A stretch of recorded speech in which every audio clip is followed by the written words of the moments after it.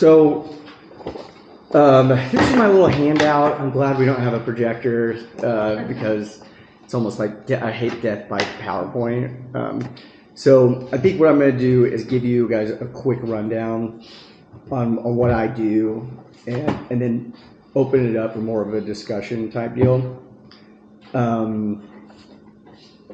So you can see, like, we are turning fossils into renewables these days.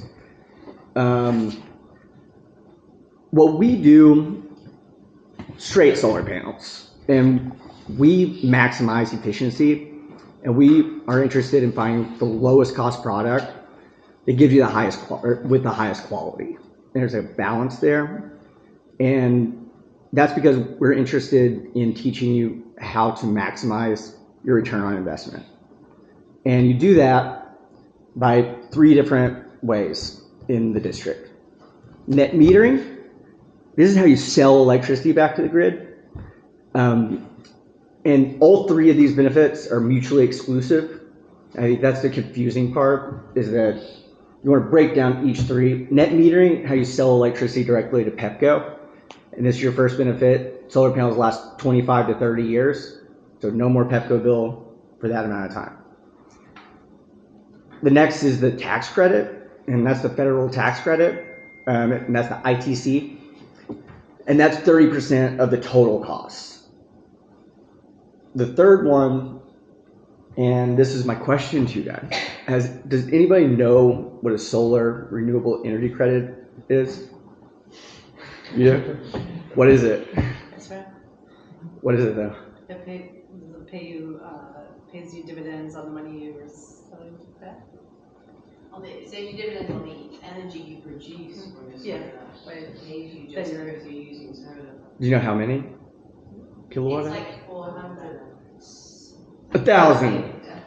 So But You're right, $420. But you guys both get City Renewables hats.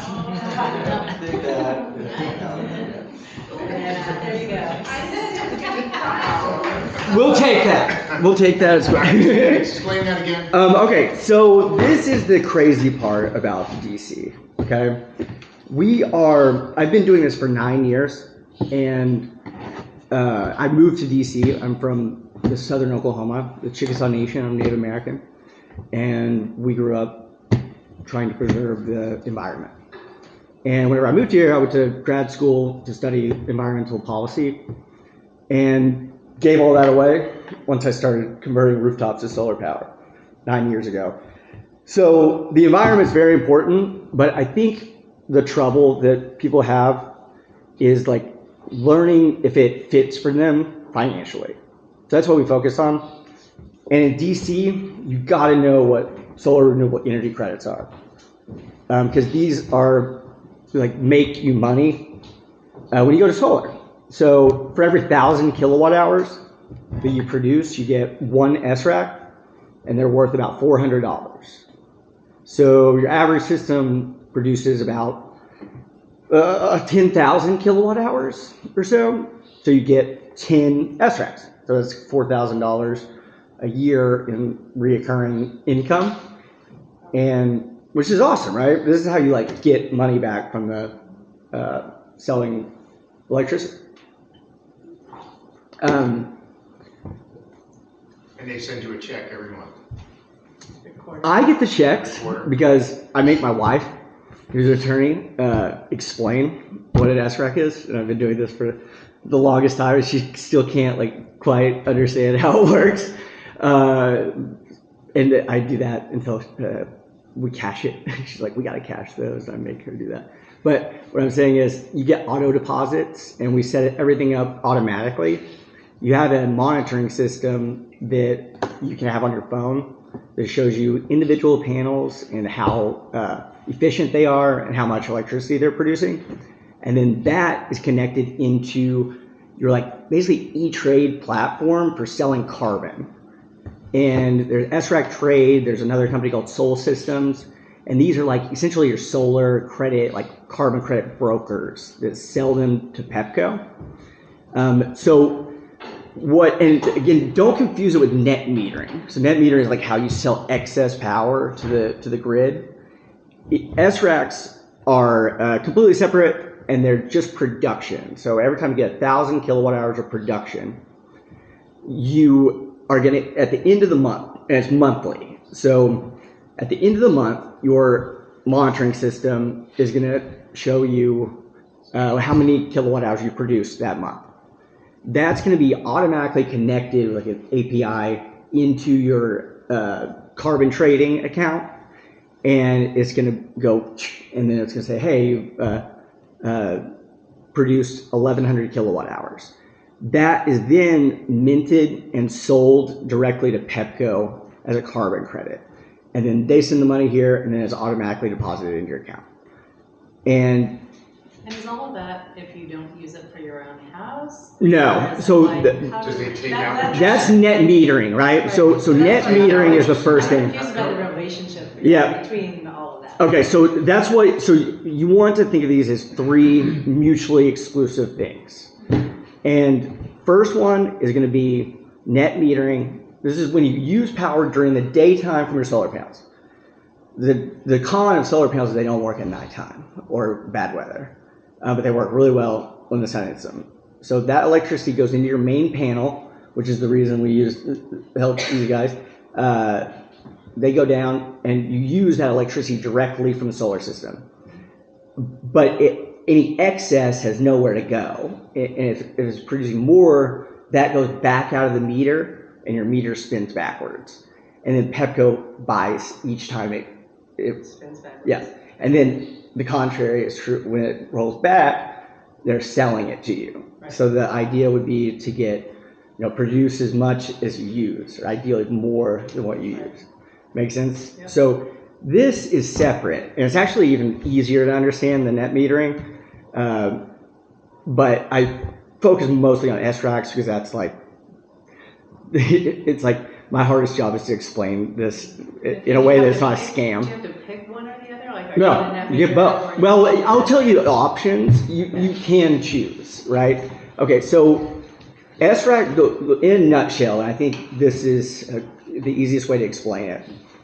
The mechanism for this is a law in DC. It's called the DC Sustainability Plan, and Marielle Bowser passed this, or the update about 5 years ago, and that updated the SRAC market essentially. So there's a law in there that requires the city to go 100% renewable energy by 2032, which is 9 years away.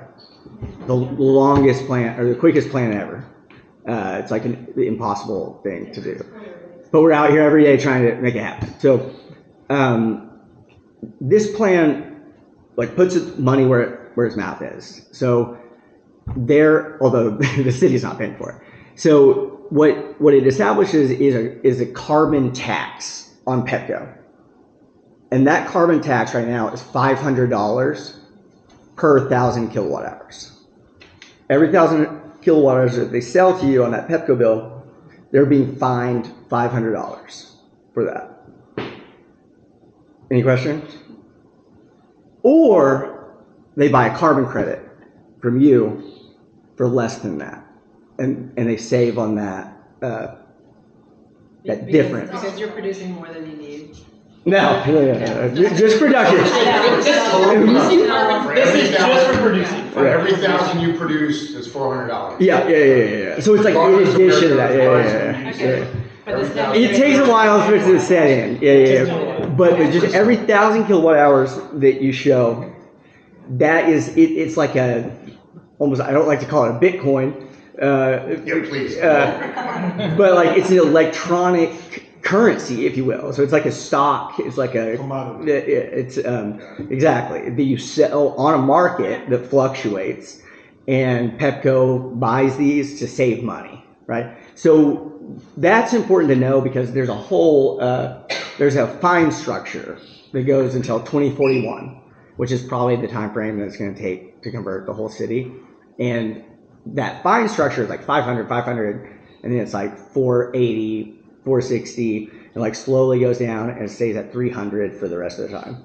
So you know that your carbon credit is just gonna be like slightly under that, and that's how you like forecast it. Is that a little bit more clear? Yeah. What's the third one? The third one, I'll answer your question really quick. I'm addicted to soda water, by the way. So. What was your question? No, I did so much research on this because I was going to do it on my own home. Yeah, you were going to, so you didn't do it. Yeah, well, no problems. But so I calculated the S6. Basically, the S6, like when you trade this weird trading model, which means nothing to anybody, you basically return your capital investment in solar panels in about 7 years. Just alone from that weird trading. Oh, right, just alone from that, right?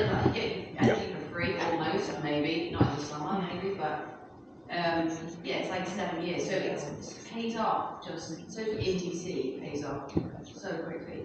Yeah. So, and then that will be I guess the third benefit now is like the easiest one to understand, but none of them are easy. This one is the 30% federal tax credit. And you file this, it's easy, you get 30% back. And you can include stuff like main panels. Depending on like the roof situation, you can like include roof updates. But you always want to talk to your accountant for actual tax advice. But 30% is the federal tax credit, and that was extended for the next 10 years or indefinitely. I can't remember, but so all three of those are what plays return in your solar panels. Any questions about that? Yeah. That's right, 'cause they vary by area. Oh yeah, significantly, right? Is that Rich is in Maryland. I'm in Maryland, so it's a fraction of what it is. Yeah. Maryland is lower, but the price is higher, and DC is just like an outlier. It's like so crazy. Aren't we one of the highest? It is like bizarre, you know. It really is like the craziest situation. I just happen to live here, so I'm just trying to ride the wave, hopefully. About $45 in Virginia. And Maryland is. Maryland's like $50 or $60, something. Those are similar-ish. Yeah. But there's like electricity price is higher in Maryland, so you can also do systems like the cost of doing business in those areas are lower. So like the overall cost of the solar panels are lower. So it still makes like 100% sense. It's just like a matter of like the next thing that you want to know is like the three benefits that you get, and there's one that usually fits for everyone, and I call them three benefits. So the first option is the cash is king option. The second one is cash flow master. Third one is my free sunshine. Cash is king. This is where you just pay out the whole entire amount for the solar panels. Solar panels on average are like $20,000 for like the lowest one that you get, and then it could go all the way up to like $50,000. But usually like $20,000 to $30,000 in DC for solar panels, which isn't chump change. It's quite a bit of money, but you get a lot back. And it just depends what kind of option you want. And there's always an option where you can just say, I don't pay interest, or like I want this. My dad is in Oklahoma still. He like lives in the Dust Bowl. He's a cash guy. I had to cover a whole roof, or are you talking about per panel? No. The whole roof. Okay, when you said it, I was like, really? Yeah, there are some that cost that much, and that's kind of like why you kind of weigh your options on like that type of efficiency of panels. And by the way, like the solar panels that are standard ones that I would recommend, they're like the lowest cost and the highest producing, like bang for your buck, are like say that they're like 20% efficiency, and like you can get some that are like double that, but they cost $1 million a piece, maybe more than that, and they're on satellites. So there's not like a lot of difference in the efficiency really. Like the solar panels now are really good. Like they're 400 watts, and it's really good. But so that option, the cash option, you get your money back in usually, depending on like the situation and whether or not it's a flat roof or a pitched roof, it's about like 3 years. 3 years, 4 years max, typically, which is the fastest return in the country, and they last 30 years. They're warranted for 25 years. But you pay cash for it, and then you get your money back by net metering, not paying your Pepco bill, 30% tax credit, and then the SREX every month. Next one is called the cash flow maker. This is where you would not pay any money out of pocket for this, and you finance it. And you folks are very real estate oriented. I think it's a good comparison to like buying a rental property, where you buy a rental property, you have your mortgage, which you have to pay some money out of pocket for that. The solar you don't. You have your mortgage, and ideally you want that mortgage to be under the cost of what the return is, right, or what the amount coming in is. So say it's $2,000, you want $3,000 coming in. Make sense? So same thing with solar. So you convert your house to solar, you get those three benefits, but you don't have to pay any money out of pocket for it. And your monthly payment is less than what you get from the net metering benefit and the SRAC payment. In fact, you're making money off of it. So you go from like paying Pepco $200, $300 a month to over here making $200 a month. Pretty cool, right? And that's not leased. You're still Nope, you own it. Mm-hmm. Okay. And there's like different options, and there's a lot of stuff, but that's in a nutshell how that works. And then you're talking about the next one, my free sunshine option. This is where you don't pay for anything. You don't take a loan. Literally, you just get free electricity out of it. And if you Google, this is technically a PPA, or what you call a lease. It's not quite a lease, but you consider this a lease on your roof. But it's interesting. Like, I'm not a lease guy. You know, I did a lot of leases in like Maryland and whatnot like a long time ago, but it's kind of like gone out of style a little bit because the solar panels are so cheap now. But this one is amazing because it doesn't. You can call it a lease, but leases are usually you pay money for it, right? You know, you lease something, you lease a car, you pay a monthly payment for it, and you don't own it. This, you don't pay any monthly payments. It's completely free. They just take the credits. So the con is it, right, is so, you know, the con on the cash deal is that you got to pay the money up front, right? The con on the second one, the loan, you got to pay interest, you got to take out a loan. The con on this one is that you don't get the tax credit and you don't get the SREX. Whoever buys it gets that. So it's just a trade-off, you know. It's not very often when you can get completely free electricity.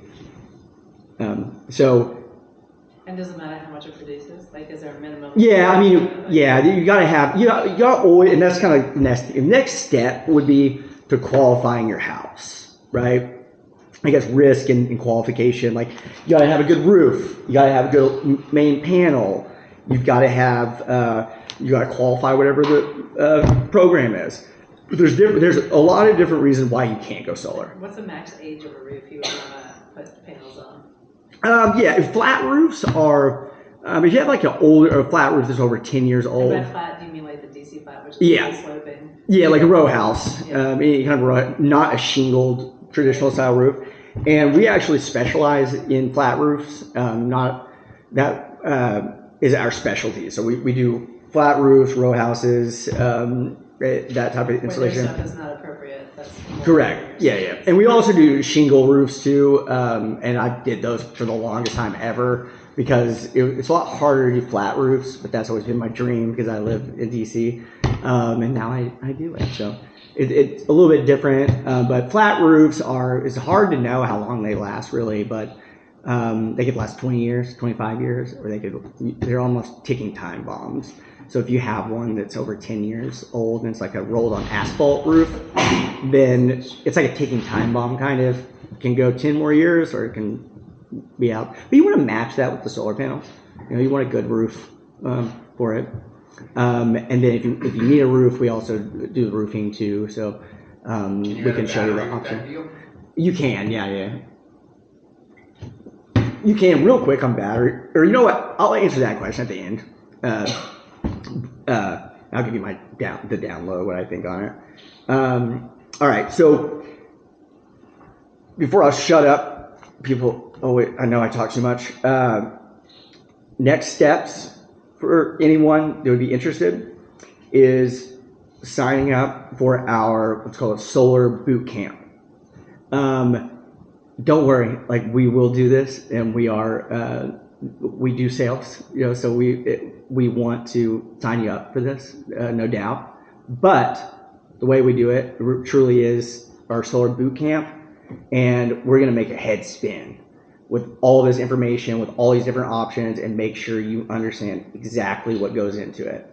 At the end of it, you can sign up, but we never ask you to sign up at that point because there's a lot of information. After that, we send you the proposals and videos that show you exactly how everything works. And then we'll simply reach out one time if you're interested. We'll schedule a follow-up call. And then at that point, you kind of decide whether or not, we're a fit for you, and or you go with another company, and you're, some people think I'm just too crazy to work with. Other people love me. So it just depends on who you want to work with on it. That's the next step, and then after that we do site survey and then build this thing for you, and we are really good at doing it. Let's do questions, guys. Like Batteries. nerd questions. Batteries. I'm not a fan because they cost too much. They have no financial return. So back to maximizing benefits, no financial return. In DC, there's not a lot of functionality of them either. The only time you would really get a value out of them is if the power goes down. And if the power goes down, they're really good. If you live in an area too where power goes down all the time, or you have no connection, like you're off grid, you gotta have a battery, and they're super valuable there. So it just depends where you are. Here, I think they're worthless. My father-in-law calls me Mr. Solar, because I have a master's in science. Because the electricity doesn't go out too often. Yep, exactly. Yeah. And I would say, like, if I don't have one, you guys probably shouldn't have one, unless you just want one. But the only thing I would say, if I had one, I'd just take selfies of it to send to my friends. And the batteries don't provide like nighttime power when there's. They do, right? That's the point of them, right? So like the at some point we've got to figure that out. I just don't think it is right now. I think the price of them are going to come way down. Right now, the demand of them are just so high. They're going $15,000 for a battery. That would What's that for? like a 10. Yeah, like it's enough to hold like 10 kilowatt hours, or the Tesla one's 13, and it's about enough for a cup of coffee. Where it makes sense on my mom is in California, where she's guaranteed that they shut off power as soon as the wind blows. That makes sense. It's super valuable at that point, right? Or like if you're in California, you can also like what's called load shift, and you can like store it with the really expensive power. There, it's like 50 cents, almost like crazy, and you can store it there, and then like Use it when or release it when it's that, and they'll buy it. So in the future, I mean, the technology has to have. It's like the faster. That's like where all the technology is going to figure it out, kind of. Solar, we've already figured that out. Like, On the battery conversation still, we're already seeing that decrease coming down. Price. Correct, and we're also moving away from batteries that are on a wall versus going to stackable batteries. So we can do a basic battery package, $8,000 installed for just under a 12 kilowatt That's for battery. inside or outside? This would be inside. You can have it in a utility closet. You can have it in your garage. It can be outside, just needs to be away from the Less outside. efficient. Yeah. And by stackable is that so it's modular, so you can Correct. stack So it it's down. amazing. Like we use home grid batteries. So at the very minimum, it's going to be a 4.8 kilowatt battery, which is very, very small. And you literally have a module on the bottom and a module on the top. If you decide in 3 or 4 years' time when the price of batteries come down, you can literally